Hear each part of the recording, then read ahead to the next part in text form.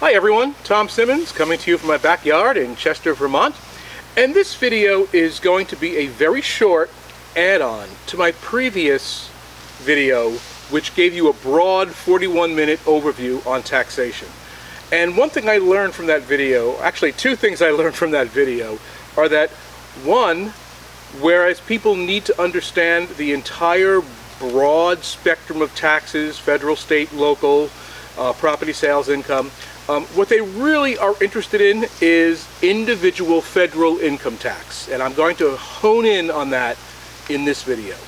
The second thing I learned is that when I'm making a video, I should never tell you what tax brackets are or what specific tax rates are, or give you any numbers, because every year Congress changes them, and that makes the video obsolete the second I make it.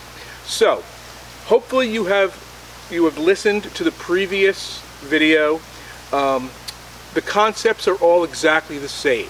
Some of the numbers have changed. So on this video, as I said, I really want to focus on the individual income tax because in the federal level there have been some major changes in the last year or two that are going to affect your record keeping and how you actually file. So let's start with the basics. The basics really don't ever change. When you file your income tax, when you fill out your income tax form, and for most of you, there really is no reason to be afraid of this or to say, oh, I have to have someone else do it for me. It's really basic, and you can do it yourself if you understand the concepts. And the first concept is your total income. You need to report everything that you've made, whether you have earned it from wages, whether you've received it as interest or dividends, whether you have a business and you've earned income from self-employment. Anything that brings income into your house goes into that starting pot, and that's where everything starts. Now, that total income is something, obviously you want to be honest about it, but the higher the income is, the more you're going to have to pay in federal income tax. So the question becomes, how can you lower that total income?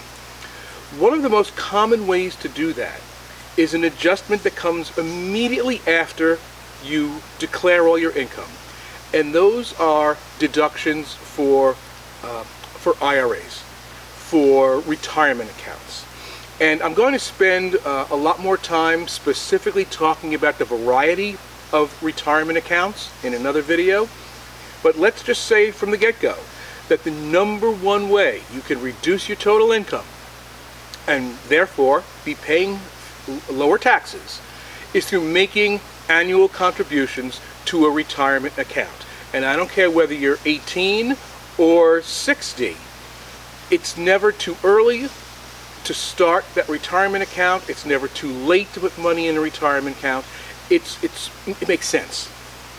So once you've got all of your income and you've taken off any deductions you've made for your retirement accounts, you now have your adjusted income. What happens next is the big change that happened under the Trump administration.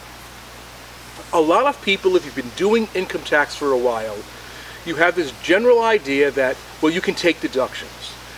You can take off the amount of taxes you spent on your property tax. You can take off your mortgage interest. You can take off your health insurance expenses. You can take off charitable contributions.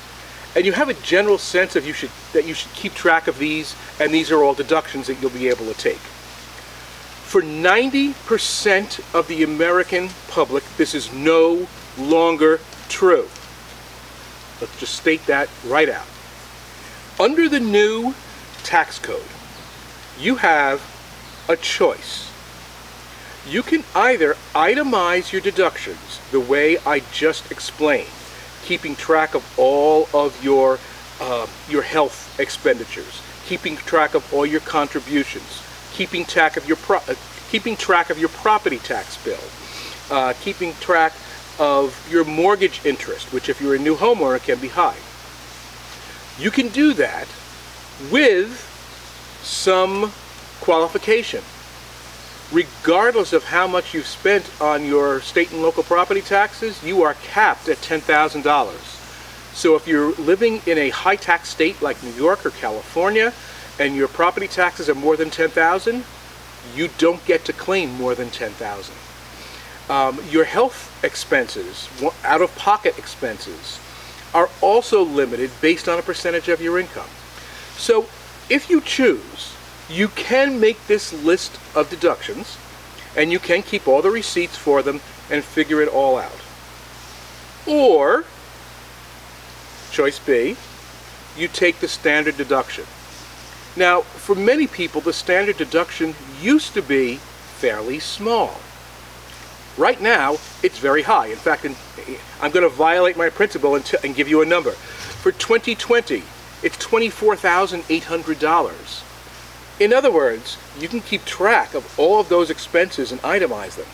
Or, without keeping track of anything whatsoever, if you're married, you can take $24,800 off. Bingo.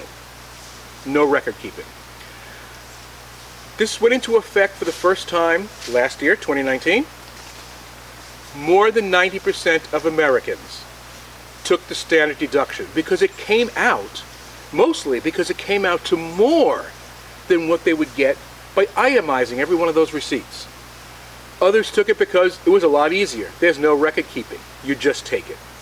So make sure when you do your income tax this year, you may not want to get all nervous and uptight about, do I have receipts for this prescription, and do I have receipts for this, and where did I put the property tax bill?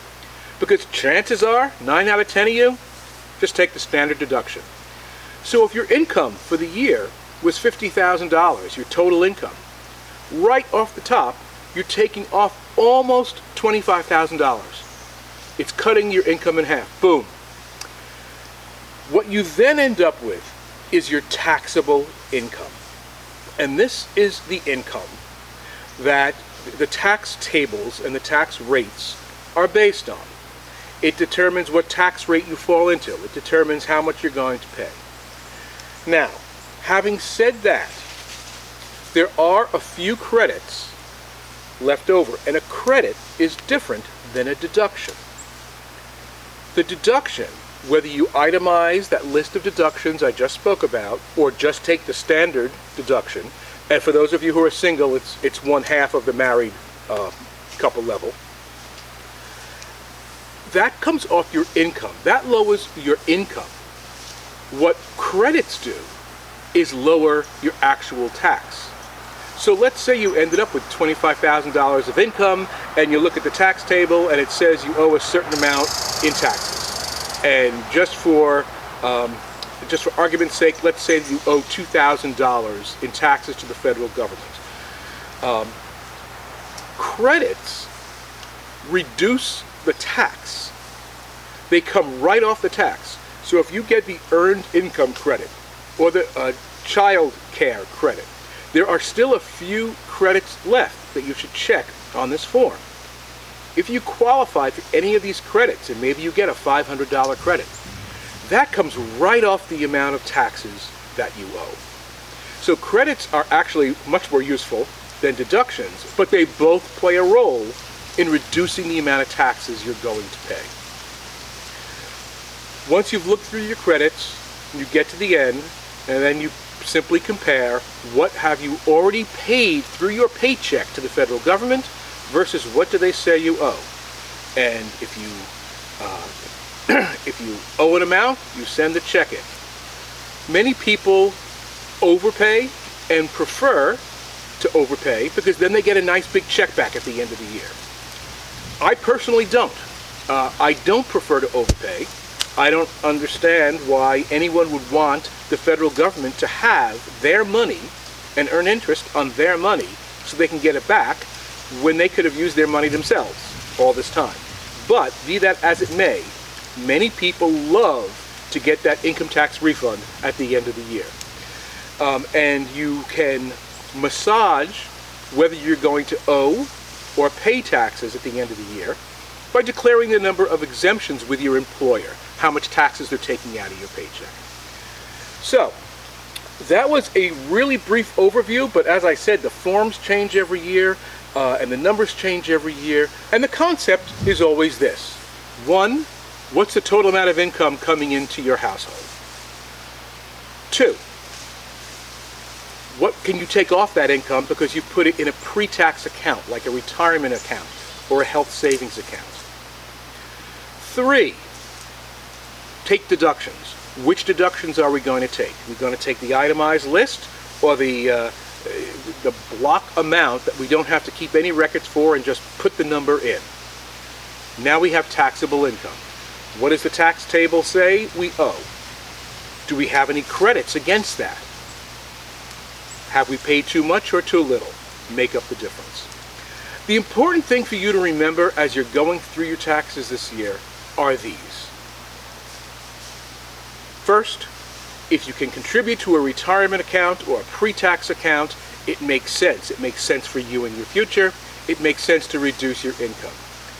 Two, for most of you, don't get hung up on keeping those receipts and trying to make an itemized list of expenditures. The standardized deduction will be best for most of you.